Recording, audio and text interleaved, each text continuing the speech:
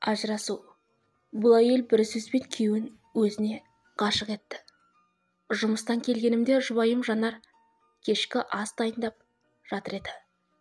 Жақындап барып маңызды нәрсе айтуым керек дедім.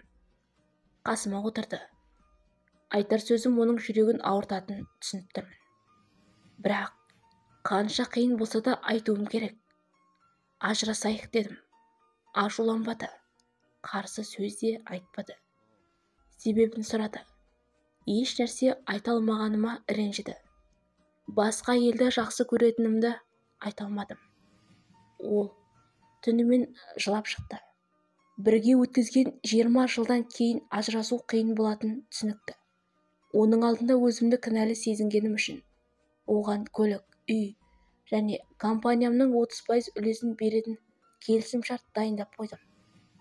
Бірақ ол қағазға бір қарады да жыртып тастады. Екеуміз мүлдем бейтаныс адамға айналдық. Оның маған жұмсаған уақыты мен күш-жігеріне жаным ашыды. Бірақ жүрекке әмір жүрмейді. Қазір басқа жанды, ләззатты жақсы көремін. Келесі күні үйге кеш келдім. Әйелім үстел басында бір нәрсе жазып отыр екен. Еш нәрсе айтпай бөлмеме барып ұйықтадым. Ертеңіне маған өз шартын ұсынды. Менен ешқандай материалдық зат қаламайтын. Тек ажырасатынымызға 1 айға дейін ешкімге айтпай жасырын ұстауымды сұрады. Осы уақыт ішінде отбасы ұқсап өмір сүруімізді өтінді. Бұған себеп жалғыз ұлымыз Асқардың 1 айдан кейін университетке түскендіктен қабылдау емтиханы кезінде отбасы ішіндегі мәселелер оған кедергі болмасын деген ниет екен. Келістім. Екінші шарты да бар. Үйленген күні есіктен үйге оны қолыма көтеріп кіргенім есіме түсіріп, 1 ай бойы оны қолыма алып, бөлмемізден есікке дейін апарып жүруімді сұрады. Басында есінен ауысқан ба деп ойладым. Бірақ өткен жылдардың құрметіне келістім. Бұл туралы сүйіктім Ләззатқа айтып едім, ол бір күлді де. Әйелің қияли жан екен деп мазақ етті.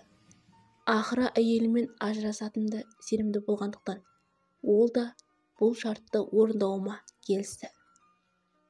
Бірінші күні сезімім қалмаған әйелімді құшағыма алу қиын болды.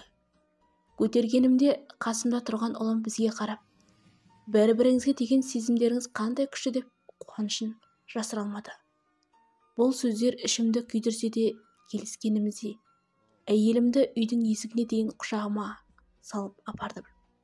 Ол болса көздерін жұмып құлағыма, ұлымызға ажырасатынымызды айтушы болма деді. Мен үндемедім.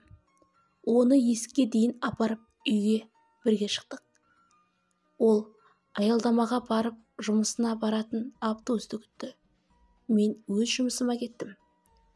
Екінші күні бұл ойынды ойнау оңай болды. Оған көптен бері назар аудармай, оның бетіне түскен майда әжімді де байқамаппын. Шаштарына ақ түсіпті. Өткен жылдардың ізін көріп қатты ойландым. Үшінші күні оны құшағыма алғанымда, ішімде бір сезім пайда болды.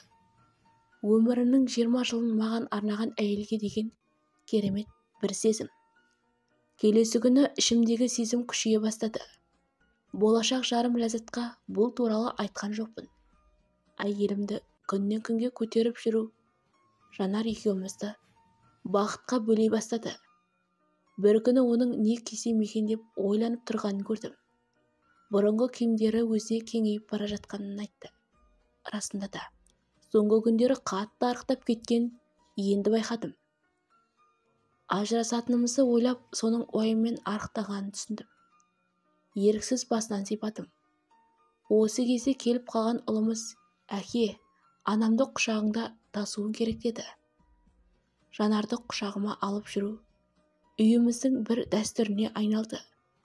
Әйелім ұлымды қасына шақырып, күлімсіреп құшақтады. Оны құшағыма алып тасығанымда, тура үйленген жылдарымыздағыдай сезім кештім. Сезімім еріксіз өзгере бастады.